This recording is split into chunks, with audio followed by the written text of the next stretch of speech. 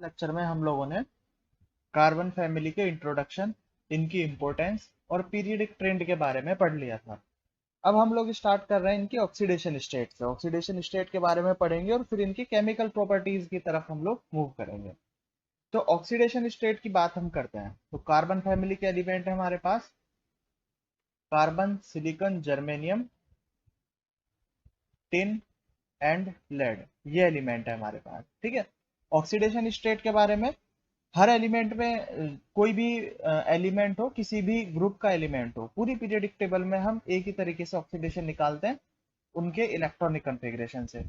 जैसे अगर electronic configuration की बात करें तो यहाँ का जो इलेक्ट्रॉनिक कन्फिग्रेशन है, जनरल इलेक्ट्रॉनिक कन्फिग्रेशन, वो है NH2 NP2। पढ़ा था हम लोगों ने। ठीक है। NH2 NP2 में अगर हम इलेक्ट्रॉन फिल करें तो इलेक्ट्रॉन किस तरीके से फिल हो सकते हैं? 2 इलेक्ट्रॉन S के अंदर आएंगे और 2 इलेक्ट्रॉन P के अंदर आएंगे। ठीक है। अब अगर ये दोनों इलेक्ट्रॉन पार्टिसिपेट करते हैं बॉन्डिंग के अंदर तो ऑक्सीडेशन स्टेट क्या हो जाएगा? +2। ठीक है। और अगर ये पेयर टूट के आगे चला जाता है और ये भी पार्टिसिपेट कर लेता है तो ऑक्सीडेशन, अब अनपेड इलेक्ट्रॉन 4 हो जाएंगे तो ऑक्सीडेशन नंबर हो जाएगा हमारे पास +4। तो इसका मतलब यहाँ इस फैमिली का जो जनरल ऑक्सीडेशन नंबर है वो +2 एंड +4 है। ठीक है।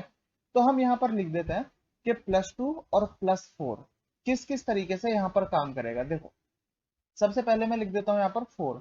प्लस माइनस डिपेंड करता है कि कार्बन से मोर इलेक्ट्रोनेगेटिव एलिमेंट जुड़ा है या लेस इलेक्ट्रोनेगेटिव जुड़ा है।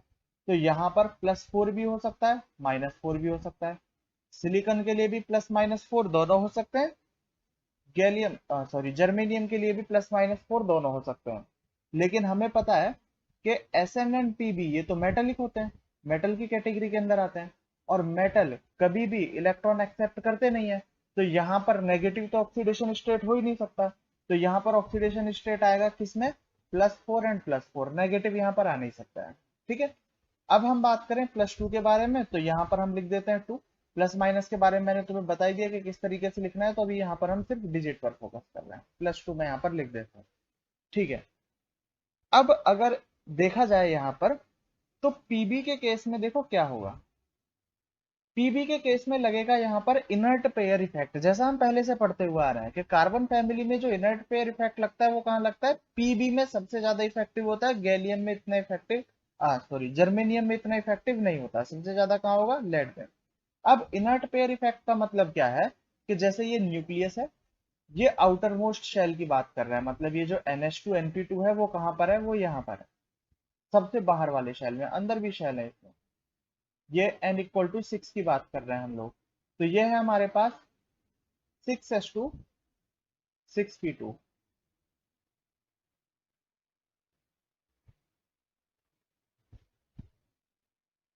ठीक है। अब यहाँ जो इफेक्ट लग रहा है, शील्डिंग इफेक्ट या स्क्रीनिंग इफेक्ट, यहाँ पर जो इलेक्ट्रॉन्स है और जो शील्डिंग और स्क्रीनिंग इफेक्ट लग रहा है वो लग रहा है f ऑर्बिटल का। और हमें पता है कि f ऑर्बिटल का जो शील्डिंग इफेक्ट होता है वो बहुत वीक होता है। सबसे ज्यादा शील्डिंग इफेक्ट होता है, शील्डिंग या स्क्रीनिंग इफेक्ट, s ऑर्बिटल, उसके बाद p, उसके बाद d एंड उसके बाद f। तो यहाँ जो इफेक्ट लग रहा है शील्डिंग इफेक्ट वो f ऑर्बिटल का लग रहा है जो कि सबसे वीक है। सबसे वीक स्क्रीनिंग इफेक्ट होने का मतलब यह है कि सबसे बाहर वाले शेल के जो इलेक्ट्रॉन है उन पर न्यूक्लियस का बहुत ज्यादा अट्रैक्शन फोर्स रहेगा। न्यूक्लियस इसको बहुत ज्यादा अट्रैक्शन फोर्स से अट्रैक्ट करके रखेगा। और अगर अट्रैक्ट करके रखेगा तो ये 6s2 वाले इलेक्ट्रॉन को अनपेयर्ड नहीं होने देगा, क्योंकि न्यूक्लियस का अट्रैक्शन लग रहा है।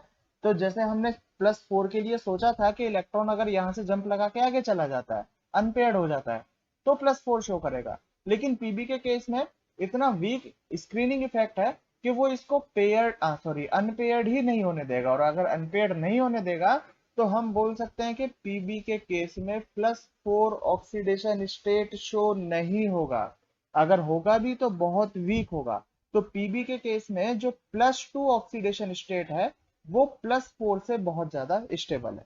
ठीक है, सिर्फ पीबी के केस में। एसएन के केस की बात करें तो यहाँ पर एफ ऑर्बिटल का इफेक्ट नहीं है, तो यहाँ पर +4 जो है वो +2 से स्टेबल है। यहाँ पर भी +4 +2 से स्टेबल है। यहाँ पर भी +4 +2 से स्टेबल है। और इनमें +4 SI और GE में +4 इतने ज्यादा स्टेबल हैं कि हम बोल सकते हैं कि +2 यहाँ पर शो ही नहीं करता है। SI और GE के अंदर जो हमारे पास स्टेबल स्टेट है वो कौन सी है? +4। ठीक है, तो ये कंसेप्ट समझ में आया होगा। +2 और +4 को हमें स्टेबल कैसे बनाना है। सिर्फ पीबी के केस में इनर्ट पेयर इफेक्ट की वजह से यहाँ पर ओनली +2 ऑक्सीडेशन स्टेट शो होगी, +4 ऑक्सीडेशन स्टेट शो होगी नहीं। तो हम यहाँ पर सिर्फ वो ऑक्सीडेशन स्टेट लिखते हैं जो इनकी स्टेबल ऑक्सीडेशन स्टेट है। जैसे कार्बन के केस में +2 ऑक्सीडेशन स्टेट शो तो होती है लेकिन बहुत कम होती है, होगी नहीं। ठीक है, सिलिकॉन के केस में भी +2 कम स्टेबल है, जी के केस में भी +2 कम स्टेबल है। एसएन के केस में दोनों लगभग स्टेबल हैं लेकिन कंपेरेटिवली +4 ज्यादा स्टेबल होगा, और पीबी के केस में +2 ज्यादा स्टेबल होगा। ठीक है, तो यहाँ पर अब जो ऑक्सीडेशन स्टेट लिखी गई है वो ऑक्सीडेशन स्टेट इनकी स्टेबल ऑक्सीडेशन स्टेट लिखी गई है ये।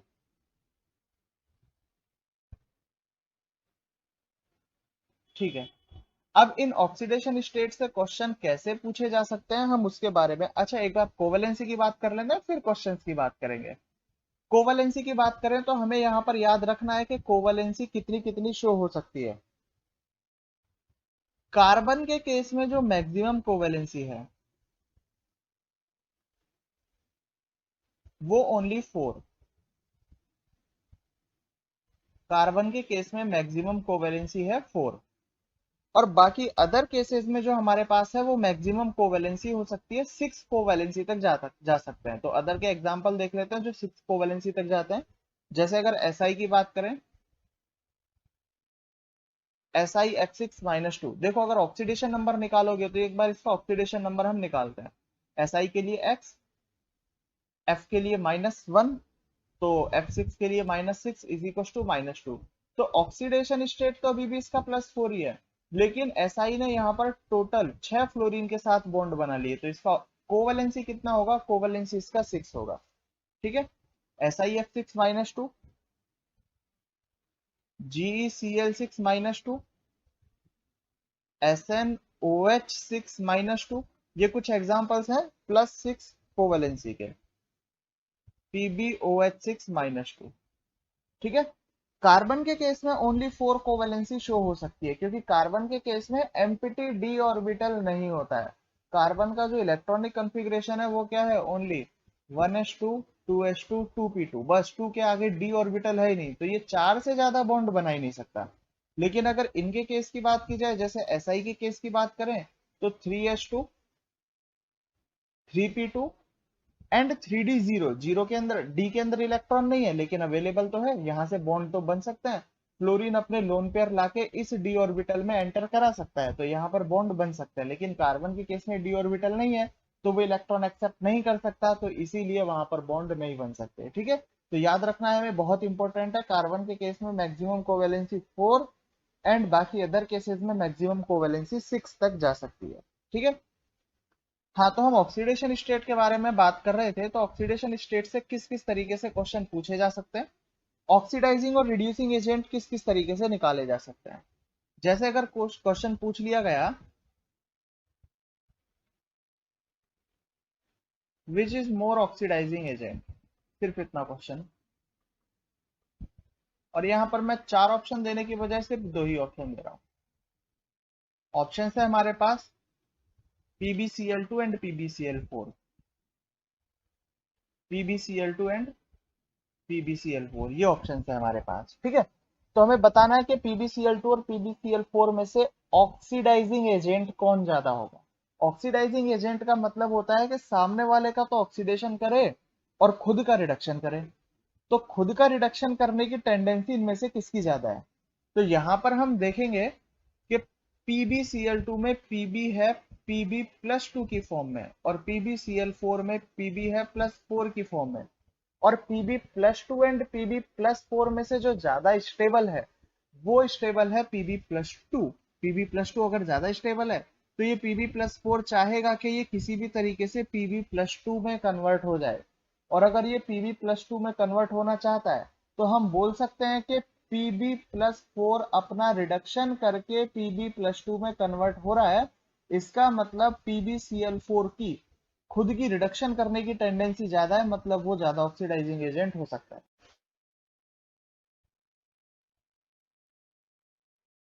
इसी तरीके से नेक्स्ट क्वेश्चन हम देखें, अगर PbO2 को हीट किया जाए तो प्रोडक्ट क्या बनेंगे।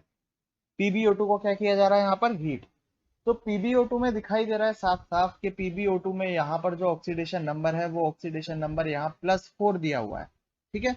तो हमें इसे किस में कन्वर्ट करना होगा, Pb+4 से फटाफट इसे Pb+2 में कन्वर्ट करना होगा। और अगर हम हीट कर रहे हैं तो मतलब ये डिकम्पोजिशन रिएक्शन है, तो हमें Pb+2 वाला कंपाउंड बनाना है। तो Pb+2 वाला कंपाउंड क्या होगा, PbO प्लस साथ में क्या बन जाएगा, PbO2, ठीक है। अगर रिएक्शन बैलेंस की जाए तो ये यहाँ पर रिएक्शन इस तरीके से बैलेंस हो जाएगी। 2PbO2 अगर उसे हीट करेंगे तो क्या बनेगा हमारे पास, 2PbO प्लस O2।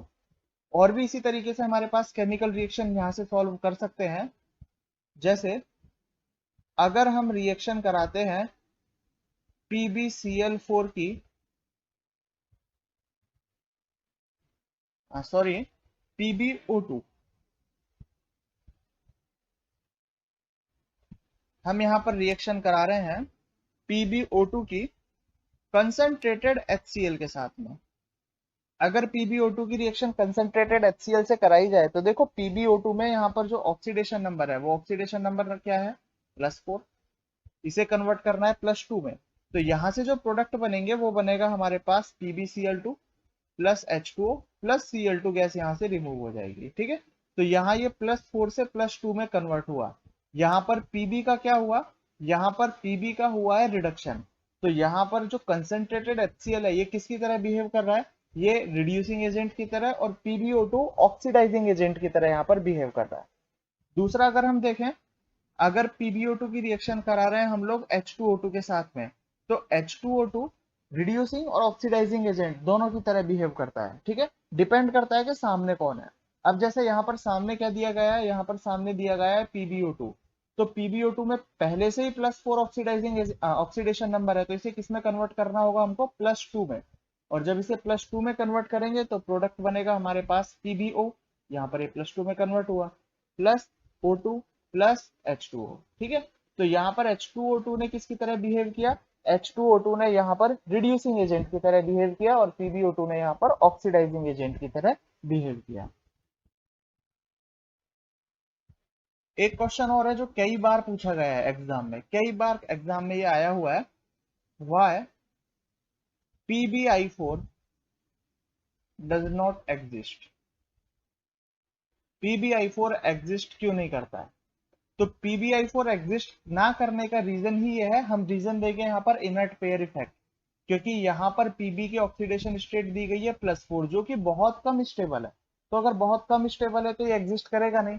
तो हमें ऑप्शन में सिर्फ ये ढूंढना होगा कि ऐसा कौन सा ऑप्शन है जो Pb+4 को ना बनने के लिए फेवर में है। तो वो होगा हमारे पास इनर्ट पेयर इफेक्ट, ठीक है। तो PbI4 इस तरीके से यहाँ पर एग्जिस्ट नहीं करता है। तो यहाँ पर जो ऑक्सीडेशन नंबर है वो ऑक्सीडेशन नंबर अब हमें याद रखने हैं कि +4 एंड +2 ऑक्सीडेशन नंबर होते हैं, जिसमें Pb के लिए +2 ऑक्सीडेशन नंबर ज्यादा स्टेबल होता है।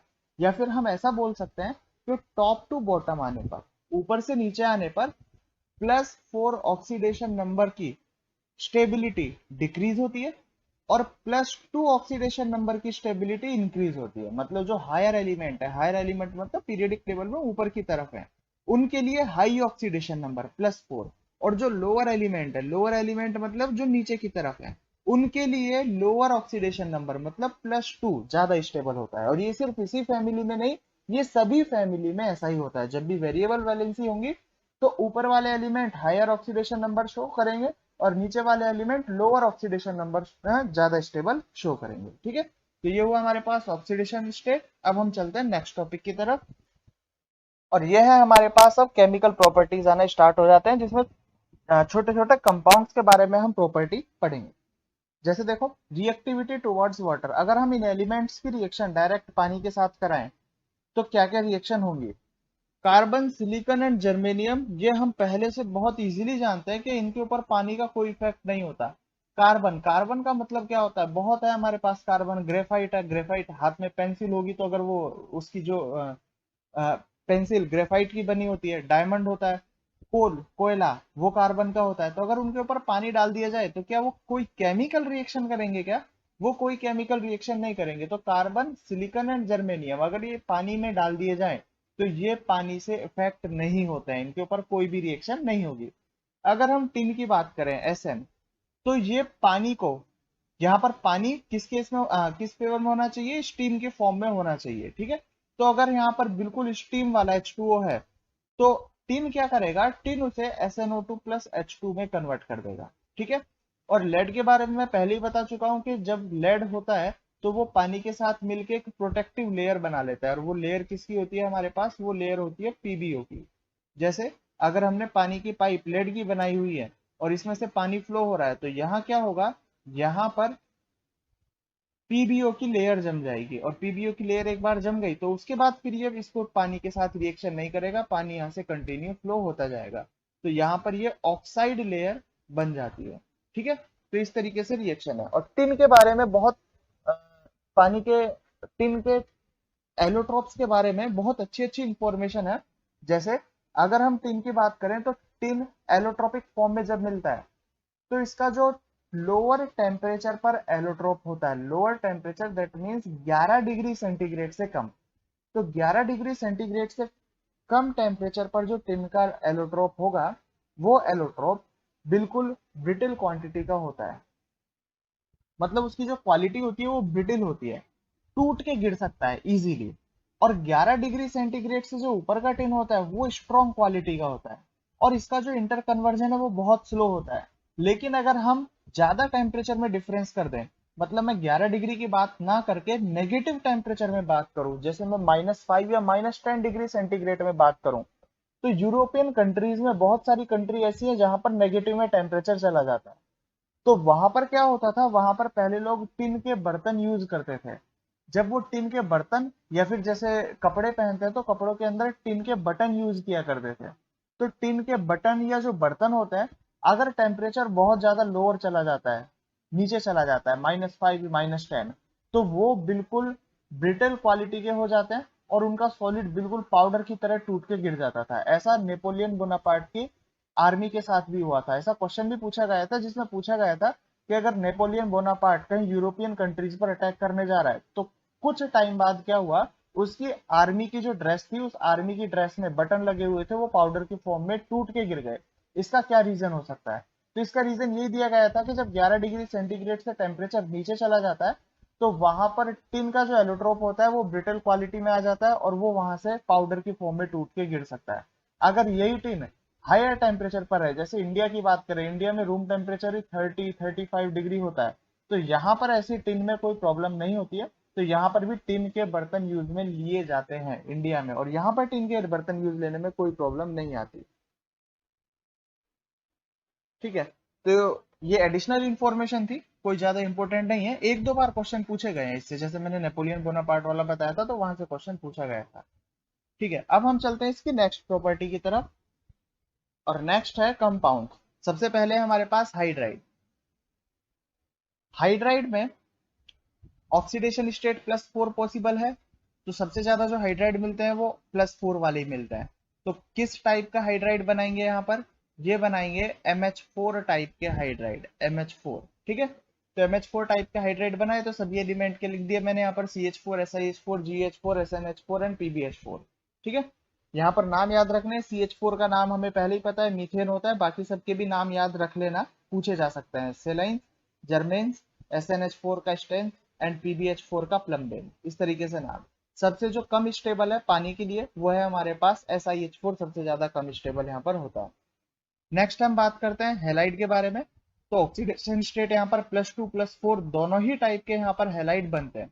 तो अगर +4 से बनाते हैं तो टेट्राहेड्राइल हेलाइड, एंड +2 से बनाते हैं तो डाई हेलाइड यहाँ पर बनता है, ठीक है। डाई हेलाइड की बात करें तो देखो +2 ऑक्सीडेशन स्टेट कहाँ कहाँ पर पॉसिबल था? +2 जीई में, SN में एंड PB में। और टॉप टू बॉटम आने पर बताया था मैंने, +2 ऑक्सीडेशन स्टेट की स्टेबिलिटी इंक्रीज होती है। तो यहाँ पर इनके डाई हेलाइड का अगर इंक्रीजिंग ऑर्डर पूछा जाए तो ऑक्सीडेशन नंबर से ही हम यहाँ पर निकाल सकते हैं। सबसे ज्यादा स्टेबल कौन था? PB+2 ही था। उससे कम हमारे पास SN+2 और उससे कम GE+2, तो यही इनका स्टेबिलिटी ऑर्डर हो जाएगा। लेकिन अगर यही ऑर्डर +4 ऑक्सीडेशन स्टेट में पूछा जाए तो टॉप टू बॉटम आने पर +4 ऑक्सीडेशन स्टेट की स्टेबिलिटी डिक्रीज हो रही। तो सबसे ज्यादा स्टेबल हमारे पास क्या होगा, सबसे ज्यादा स्टेबल होगा CCl4। और जैसे जैसे हम ऊपर से नीचे चलेंगे उसी तरीके से यहाँ पर स्टेबिलिटी ऑर्डर क्या हो जाएगा, हैलाइड्स के केस में डिक्रीज होता चला जाएगा। ठीक है, तो ये हमारे पास हैलाइड में हमें बस इतना ही याद रखना है, इनके हैलाइड का स्टेबिलिटी ऑर्डर। अब नेक्स्ट है हमारे पास हाइड्रोलिसिस ऑफ टेट्राहेलाइड। टेट्राहेलाइड का अगर हाइड्रोलिसिस किया जाए तो सबसे इंपॉर्टेंट पॉइंट्स देखो क्या है। सबसे इंपॉर्टेंट पॉइंट है हमारे पास CCl4 का हाइड्रोलिसिस नहीं किया जा सकता है। रीजन क्या है, रीजन अभी मैं समझाता हूं, लेकिन ये याद रख लेना, बहुत बार पूछा गया है, एक बार नहीं बहुत बार। क्वेश्चन यही रहता है, हर बार ऑप्शन चेंज कर देता है वो, पूछता यही है कि CCl4 का हाइड्रोलिसिस क्यों नहीं किया जा सकता। ठीक है, उससे पहले हम देख लेते हैं कि अगर SiCl4 हमने यहाँ पर देखा कि CCl4 का या CH4 का हाइड्रोलिसिस नहीं किया जा सकता, इसके अलावा हम किसी का भी हाइड्रोलिसिस कर सकते हैं। जैसे एग्जांपल लिया हमने SiCl4, SiCl4 में रिएक्शन कराया हमने 4H2O का, तो हाइड्रोलिसिस किया। हाइड्रोलिसिस का मतलब H2O के साथ रिएक्शन कराना, तो क्या बनेगा यहाँ से 4HCl और SiOH4, जिसे हम सैलिसिलिक एसिड भी बोलते हैं। अब अगर इनकी रिएक्शन करें तो रिएक्शन करा के देख लेते हैं एक बार किस तरीके से रिएक्शन होती है। SiCl4 है तो SiCl4 की स्ट्रक्चर टेट्राहेड्रल होगी। ये यहाँ पर 4 क्लोरीन में यहाँ पर लगा देता हूँ, ये SiCl4 हुआ। ठीक है, जब इस पर अटैक करने आएगा H2O, तो ये यहाँ पर रिएक्शन करने के लिए H2O आया। अब रिएक्शन कैसे होगा, SI के केस में मैंने बताया हुआ है, SI का इलेक्ट्रॉनिक कॉन्फ़िगरेशन है 1s2 2s2 2p6 3s2 3p2 3d0। ठीक है, अब 3s2 3p2 यहां पर अगर देखें तो Si+4 ऑक्सीडेशन स्टेट में, तो हम लिख सकते हैं 3s1 3p3 3d0। ऑर्बिटल अगर आप फिल करें तो किस तरीके से फिल होंगे, देखो ये एक इलेक्ट्रॉन s में और ये 3 इलेक्ट्रॉन p में, तो ये 4 अनपेयर्ड की वजह से तो 4 वैलेंसी बनी जिनसे एक एक क्लोरीन जुड़ा हुआ है। और डी ऑर्बिटल इसका भी पूरा का पूरा खाली पड़ा हुआ है, जिसमें ऑक्सीजन अपना लोन पेयर रख सकता है। ठीक है, ऑक्सीजन के पास 2 लोन पेयर है, तो ये लोन पेयर क्या करेगा, ऑक्सीजन अपना यहां पर रख देगा।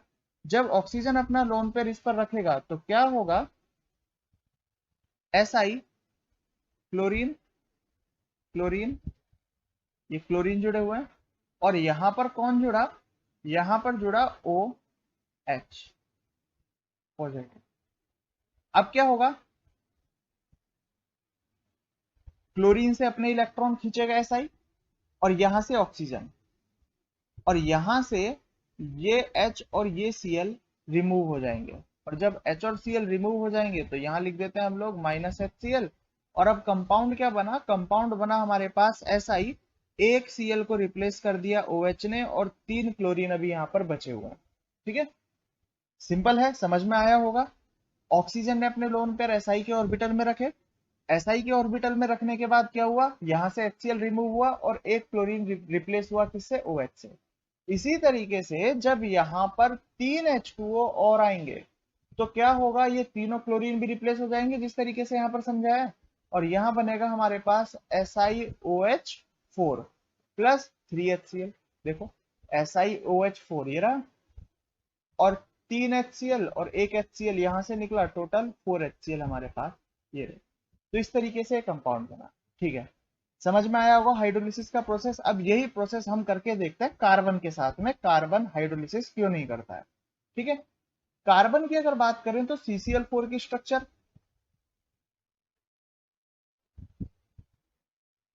ठीक है, साथ में हम भेजते हैं H2O, उसी तरीके से प्रोसेस करने की कोशिश करेंगे। ठीक है, अब क्या होगा, इस कार्बन का इलेक्ट्रॉनिक कॉन्फ़िगरेशन हम चेक करें, 1s2 2s2 2p2, ये जनरल इलेक्ट्रॉनिक कॉन्फ़िगरेशन होता है। कार्बन की वैलेंसी है 4, तो 4 वैलेंसी के केस में क्या होगा, 1s2 2s1 2p3, 2s1 2p3 में इलेक्ट्रॉन फिल करें 1 2 3 4, ये तो सारे ऑर्बिटल यहाँ पर कंप्लीटली फिल्ड है। कंप्लीटली फिल्ड होने का मतलब एक एक इलेक्ट्रॉन में पहले से है, और डी ऑर्बिटल इसके पास है नहीं, 2 के पास डी ऑर्बिटल होता ही नहीं है। तो आखिर ये ऑक्सीजन अपने लोन पेयर को रखेगा कहाँ? इस ऑक्सीजन को अपने लोन पेयर रखने की जगह ही नहीं है, तो क्या कार्बन यहाँ पर रिएक्शन करेगा? नहीं करेगा। ठीक है, तो CCl4 यहाँ पर हाइड्रोलिसिस क्यों नहीं करता, उसका रीजन समझ में आया होगा, क्योंकि कार्बन के पास एम्प्टी ऑर्बिटल है ही नहीं जिसमें वो अपने लोन पेयर रखवा सके, ऑक्सीजन के लोन पेयर रखवा सके, तो इसीलिए यहाँ पर हाइड्रोलिसिस नहीं होता है। ठीक है, तो ये हमें इस तरीके से याद रखना है। बाकी के जितने भी हाइड्रोलिसिस है वो इसी तरीके से होते हैं, सिर्फ एक को छोड़कर।